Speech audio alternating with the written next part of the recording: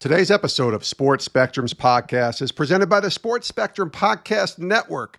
Man, we got a ton of shows out there now that are just doing great things, sharing amazing stories. You need to go check it out, especially our latest show, Inside the Chapel, hosted by Denver Broncos team chaplain Reza Zadeh and Houston Rockets team chaplain from the NBA, Ike Soma. These two are bringing us actual messages from professional sports chaplains. The same messages that these chaplains are sharing with the players, we're now bringing those to you in the form of a podcast, and it's called Sports Spectrum's Inside the Chapel. You can subscribe today, right now, everywhere podcasts are found, and I'm really excited. This is a different type of podcast than the one you're listening to right now because it's more of a teaching podcast. It's got a sermon in there, a message on a specific topic. Again, the same topic that these pro team chaplains are sharing with their players, they're going to be sharing with you. So make sure you subscribe right now to the Sports Spectrum Inside the Chapel podcast, available everywhere podcasts are found and at sportsspectrum.com.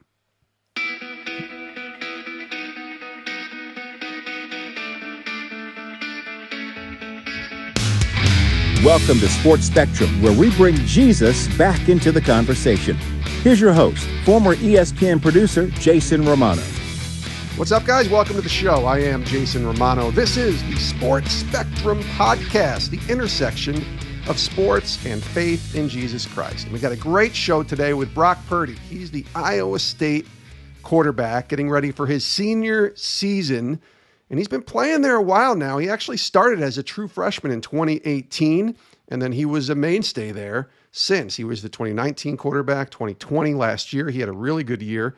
First team all Big 12, and he led Iowa State to a 34-17 win over Oregon in the PlayStation Fiesta Bowl on January 2nd, 2021, and he was named Offensive MVP in that game earlier this year and led Iowa State to a 9-3 record. One of the best seasons Iowa State's ever had as far as a football program goes, and I know the expectations this year are very high for both Iowa State and for Brock Purdy. But when you listen to this guy, and he's got, first of all, he calls me sir like a million times, which I love. That shows me this guy has some manners. He doesn't need to call me sir, but I appreciated him doing that. But how he wants to live his faith out and defend Jesus, my goodness, it is just so refreshing to hear someone like Brock Purdy, who's out there just trying to do his thing and obviously be the best quarterback he can be, but also to be a discipleship maker. That's what today's conversation is about with Brock Purdy from Iowa State. We actually had his dad, Shawn Purdy, on a couple years ago. We'll link to that podcast in the show notes. He told us his story of faith, and his son was just kind of getting into the swing of things at Iowa State. Well, now we get to talk to Brock Purdy, Shawn's son, who's doing great things in college football. High expectations this year, but he's living and playing for a greater purpose. Here's Brock Purdy today on Sports Spectrum. Take a listen.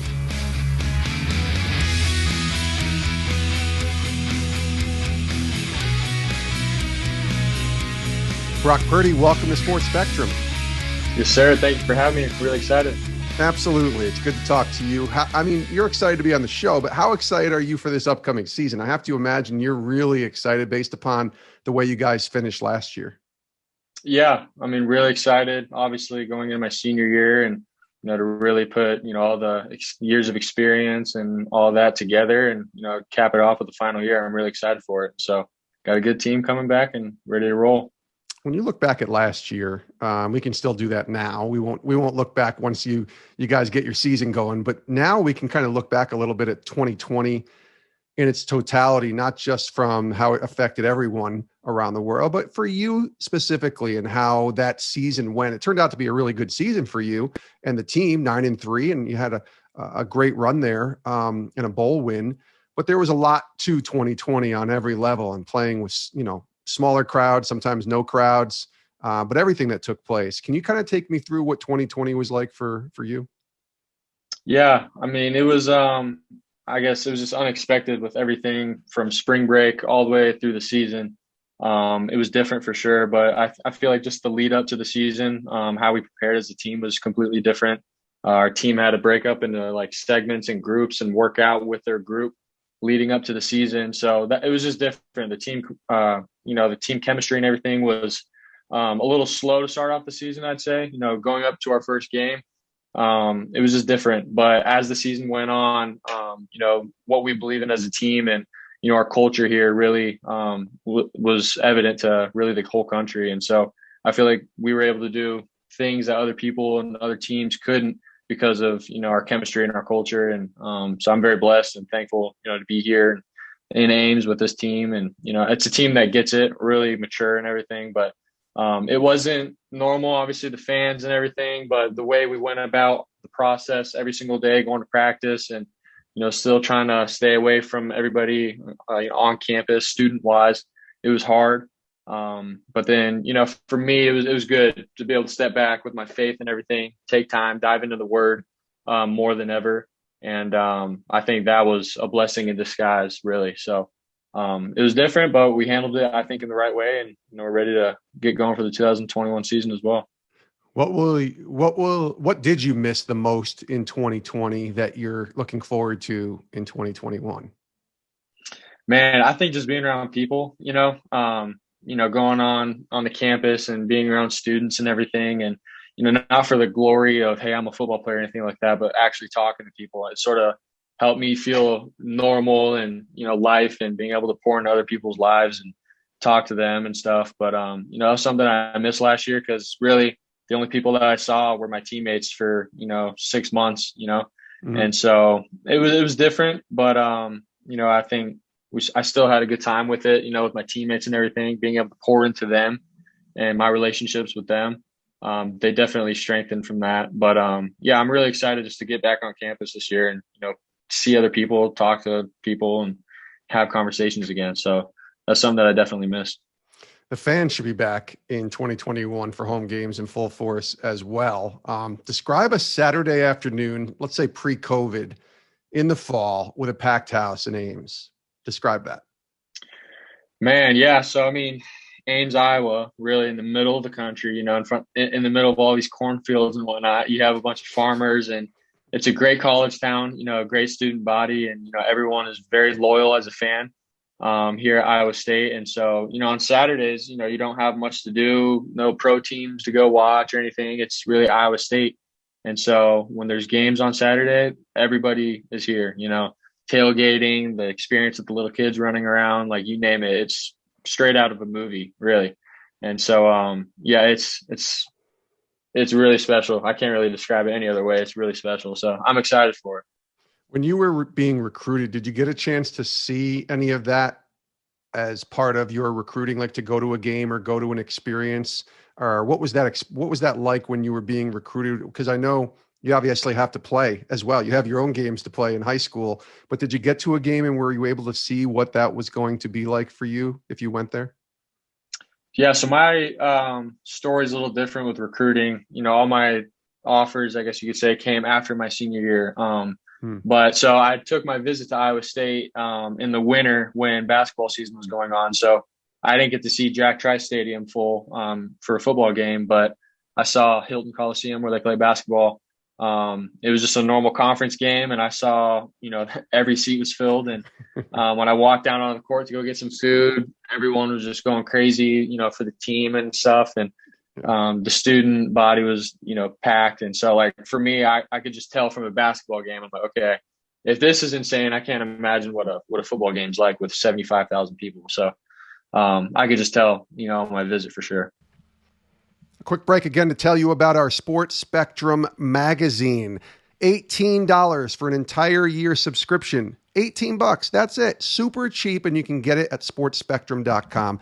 Our magazine is, to me, maybe the best thing that we do here at the Ministry of Sports Spectrum.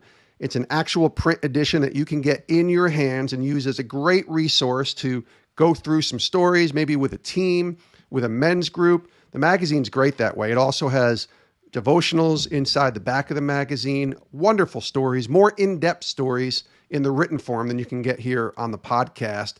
But there's also a digital edition as well that comes for free if you order the magazine. Now it's $18 for a 1-year subscription, a quarterly magazine. So you get 4 issues plus a couple bonus issues. But then if you order for 2 years, so you get a 2-year subscription, it's only $30. So it's $15 a year. And it's a great magazine. I'm telling you, when you get this magazine, you'll be like, my goodness, this is top quality. It's not cheesy, I promise you.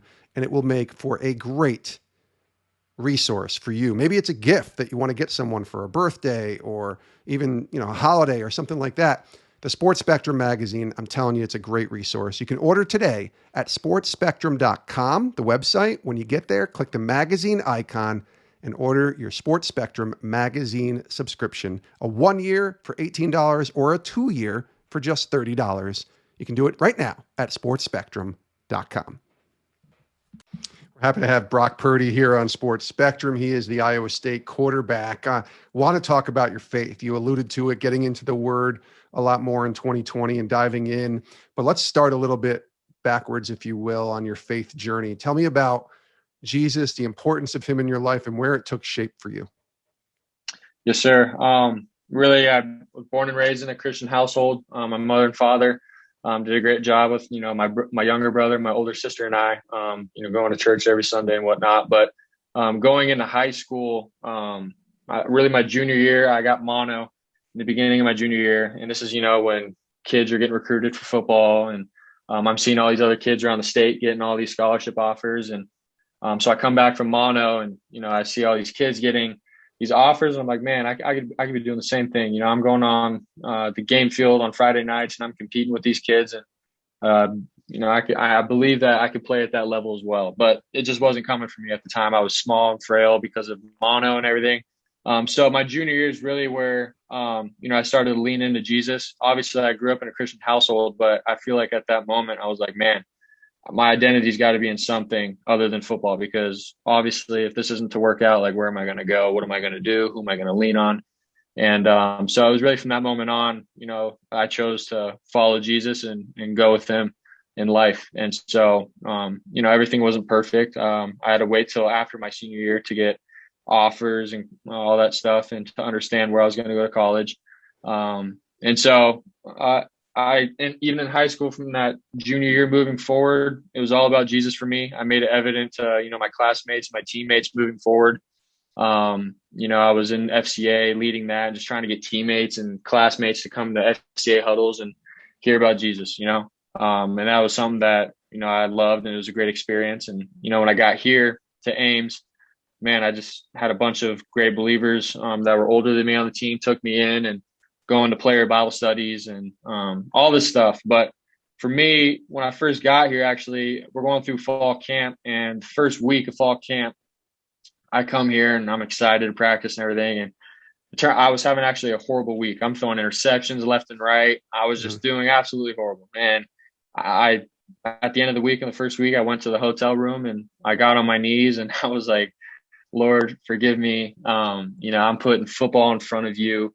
I'm so concerned about what my coaches are thinking about me and trying to please my teammates and all that kind of stuff. And so it was just a great reminder of, where my identity is, where it lies, and it's in Jesus. And I continue to lean on him.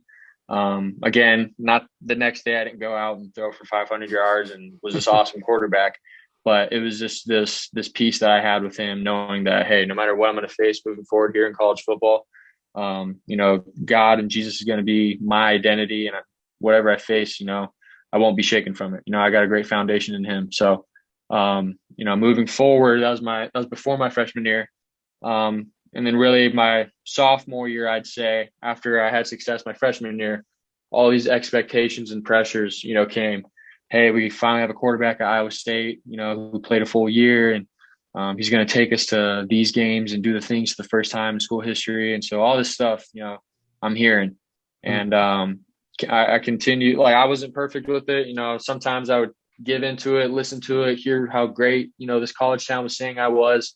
And then throughout that season, man, there were so many games and times where, we'd lose a close game and we're losing.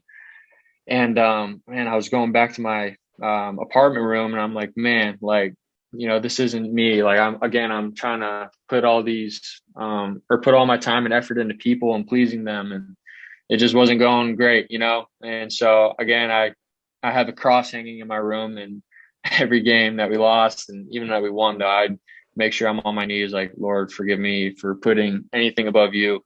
And I was just reminded time and time again, like, my identity can't be in football, it can't be in things of this world. It's got to be in him. And so, yeah, that was going through my sophomore year. And then junior year last year, it was a little different, obviously, with COVID. But actually going into last year, I was hearing a lot of, draft talk. Hey, he's going to be projected first round, second round, whatever, if he has a good year.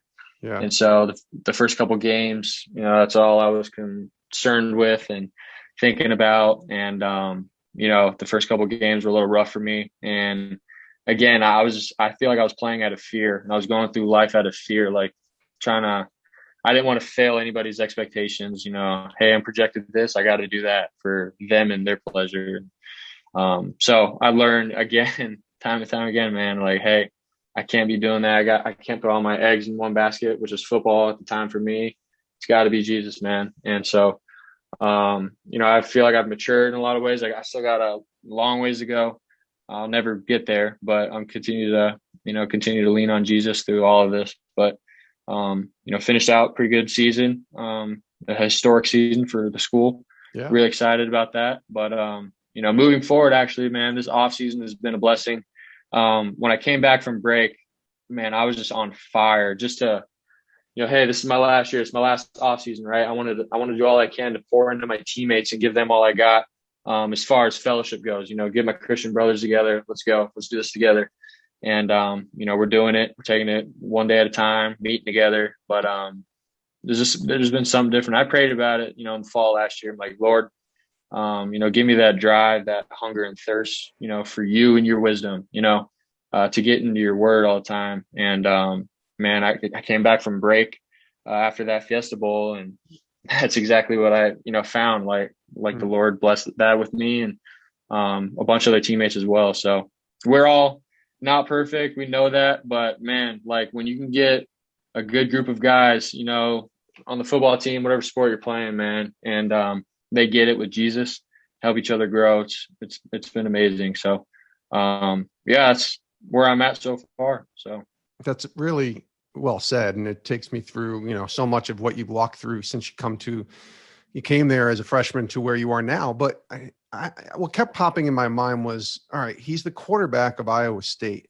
So you're looked at as a leader, right? You're looked at as the guy, especially if you're the starting quarterback, to help lead this team on the field and help lead them off the field, knowing that not everybody may agree with what you believe or even be in the same place that you are. Some might be further ahead in their walk. Some might not even be Christians at all. Help me with that. And let's think about this for a second, because you never want to force your faith on anybody, but you don't want to hide it either.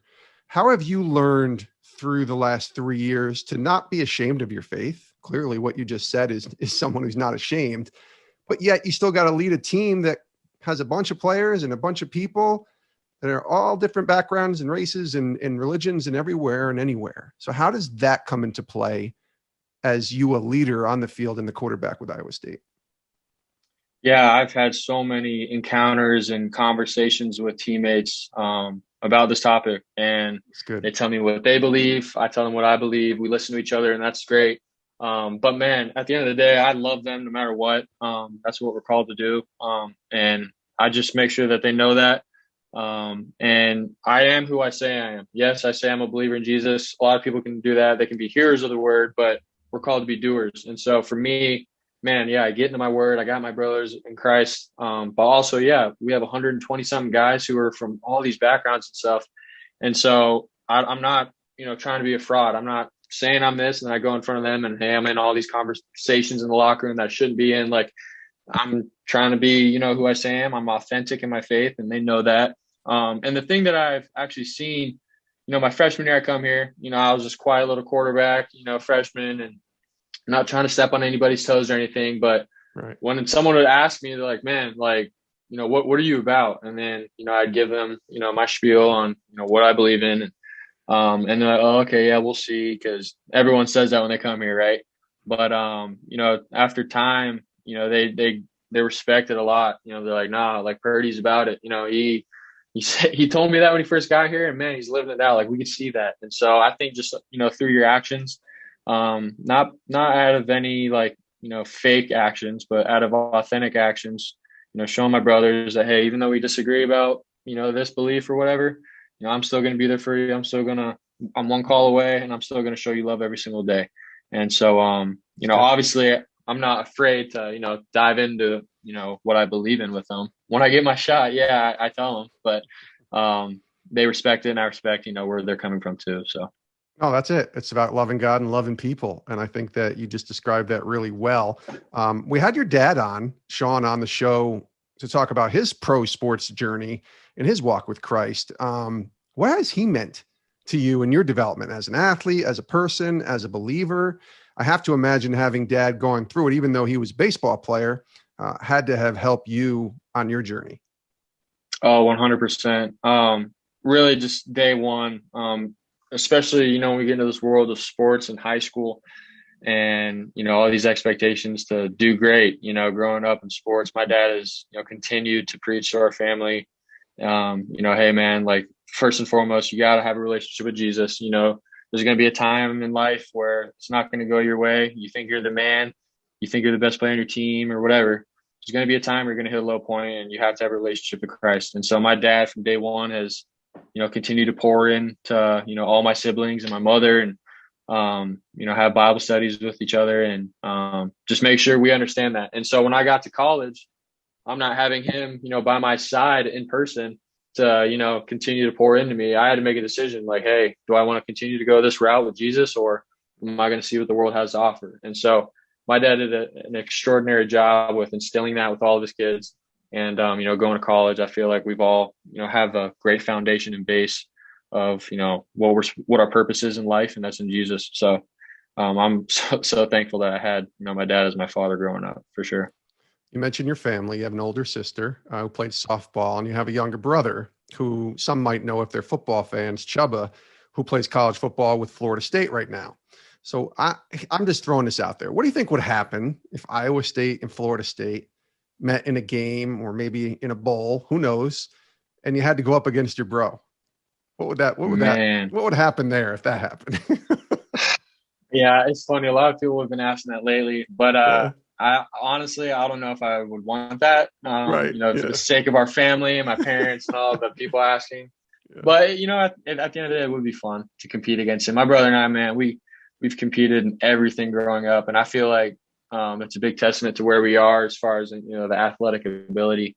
Growing up, man, we're playing ping pong every night in high school, pool, baseball, football, like you name it, we're competing. And so if we stepped on the same field and at the college level, man, that would be something different. But, it would be sweet for sure. I'd like it. So I have two younger brothers, so I'm kind of where you are with having a younger brother. And I wanted to beat him in everything we did when we were younger. Oh, yeah. I still want to beat him. So exactly. Yeah. Nothing's changed. Yeah. Let me ask you this about, and I didn't really get a chance to kind of hear your answer, because I know you've done a lot of pouring into others as far as faith goes. With this, past season, or even now, or even the past 4 years, who are the people that poured into you on campus? Because you mentioned your dad, and you got to college and you're like, oh my gosh, dad's not here anymore. So chaplains, coaches, anyone on your, fellow players, I think you said older players helped pour into you. How are you staying discipled when you're in college? And obviously focusing on college too, and trying to take classes and do well there. And then obviously do well on the football field, but your faith being the most important thing to you. How did you stay discipled, and what did that process look like, from freshman year to where you are now? Yeah. So when I took my visit, we met with the head FCA team chaplain for Iowa State. His name is RJ Summerall. And so I took my visit. I met him, great relationship with him. And ever since I've been here, he's continued to pour into me. He saw something different in me. And so he continued to pour into me. We met during the 2019 season every Monday. And so really, his vision for our football team is, to make discipleship makers. Right. And so he's met with really 5 key guys on the team. And because of that, we grab our own 5 guys on the team. And we can have Bible studies pour into them. And hopefully when one guy's ready, they can become a disciple ship maker as well, and grab new 5 guys, and it's just like a fire on the team. But he's been awesome. He's poured into me, and I'm so thankful for him. He's helped me grow in Christ and learn, so much knowledge in the Word. And another guy that we also meet with, his name is Dr. Greenwald. He's an orthopedic surgeon for the football team, and he's been having a Bible study for, I want to say, almost 27 years now for the football team. Wow. But that's another guy. He's like a mentor to me. Someone outside of my father, has been great for me. Here at Iowa State, and those 2 men right there have poured into me, and I'm so thankful for them and the knowledge and wisdom that they've given me in the Word. So, yeah, I'd say those guys, and then obviously some older guys from years past, like Ray Lima. I remember Brian Peavy. Some older guys that graduated and went on, but they were believers in Christ, and gave me so much knowledge and wisdom as well. So. I have to imagine the answer is yes, because it's almost like a rhetorical question that I'm going to ask you this, but I assume you want to continue playing if God allows it at the next level, if that's an opportunity that you might have, right? Yes, sir. I've thought about that, hey, I want to live out my dream. Yes. But whatever I do, if it's not football, if it's ministry, if it's something else in life, man, I'm just going to be thankful and continue to lean on Jesus. And I know that he'll, keep my path straight. So, I don't know, man. I don't like to think too much of, hey, I want to be in the NFL, I'll do this. Yeah. No, I get it. I mean, it's natural to think about that though, playing, Yes, quarterback and starting. But I also like your attitude because, football is only for however long it's going to be. It may be for another 15, 20 years. It may be for, if you're Tom Brady, who knows when it'll end, but everybody else, it's going to end sooner than we think. And so what else is there? What else is there? You mentioned ministry. Is that something you want to go into, you think? Maybe be involved in the ministry when you're done playing, or even when you're done with college? Yeah, it's something that I thought about, especially like in the past year, with all the time that we had during COVID and whatnot. And then this past off season from January up until this point, I've continued to just pour in, how can I defend the Christian faith? How can I witness to people? That's something that I've been big on right now. And so, yeah, if that's a calling, for sure, I'm continuing to pray on that. That would be pretty sweet. I'd love to do that. If it's not, it's not. But, I always want to be ready to be able to share the word, whatever job it is. And so that's where I'm at right now with that. Have you been asked to speak or share? I wonder, I'm assuming you have, because of the position that you play in college, because that's a really cool opportunity too, to speak at churches and speak at conferences and have opportunities to tell people your testimony. Has that started to happen? Because I can say if it hasn't, it's probably going to when you're done, because what a great way to use the platform that God has given you to tell people about Jesus. Yes, sir. Yeah, obviously Fellowship of Christian Athletes and the huddles around high schools here in Iowa, done a lot of those, and that's been awesome. And then as well as going to churches and having like family nights, like, hey, we're gonna have some athletes come and speak, and cool. So I've done that. Yeah, it's been awesome. So it's been sweet. All right, my last question for you, Brock, and I asked this to all of our guests here on Sports Spectrum for the last 4 years. What is God teaching you today? What's he showing you right now? He teaches us something new every day. Today, as we do this interview, as we have this conversation, Brock, what's he teaching you? What's he showing you? Yeah, I think right now for me, living to be set apart. It's easy to, yes, repent of your sins and be about Jesus, but to know, hey, I can't keep doing this sin. I've acknowledged it. I got to move on, but to be on fire for the Lord and to walk with him. I think right now, man, I'm all about, hey, I'm living set apart from the world. People can think this about me or whatever. That's fine. The bottom line is, for me, my identity is in Jesus. I get that. And I'm gonna roll with that. But it's not, hey, I'm better than you. No, I'm called to do this. I'm called to witness. I'm called to share the word. I have this knowledge, of the Spirit, and I want to give it to as many people as I can. So yeah, that's, I think, what God has taught me the past year. I'd say I'm continuing to grow in that. And man, I just want to be able to witness and defend the Christian faith as best as I can moving forward. So. Well, I hope you have a great season. I hope there's a lot of people sticking microphones in your face, and I hope that's a chance for you to tell people about Jesus, my friend. That's really what I'm thinking Yes, about here. So I appreciate you, Brock Purdy. Thanks for being here on the show. Continued success. Like I said, I hope you have a great year, and hopefully we'll be talking to you in the future, maybe at the next level. We'll see. But thanks for joining us. We appreciate it. Yes, sir. Thank you, guys. God bless. And many thanks to Brock Purdy from Iowa State for being our guest today on Sports Spectrum. Man, I was so encouraged listening to him. What a breath of fresh air he was. Just a guy who's on a very big platform, playing in the Big 12, playing at a very high level of college football and doing pretty well at it, if I might add. He was the Fiesta Bowl MVP on the offensive side in the January 2021 game. So he's obviously a really good quarterback. And he'll have a lot of eyeballs on him this year. His senior year, expectations after going 9-3 last year. So let's just pray for Brock. And honestly, I just pray, as Brock's hopefully still listening here, that you just glorify God in all that you do. Honestly, I hope he increases your platform, and I hope he allows you to talk about Jesus in every setting you could find. And I hope you have a great year. I hope you make it to the NFL, and I hope you have a great career there. But either way, we know Brock's going to be very successful, whether it's on the field or off the field, because he has such a strong faith in the Lord. So thanks to Brock for joining us here. Give him a follow on Instagram and let him know that you heard his story right here on Sports Spectrum, the intersection of sports and faith.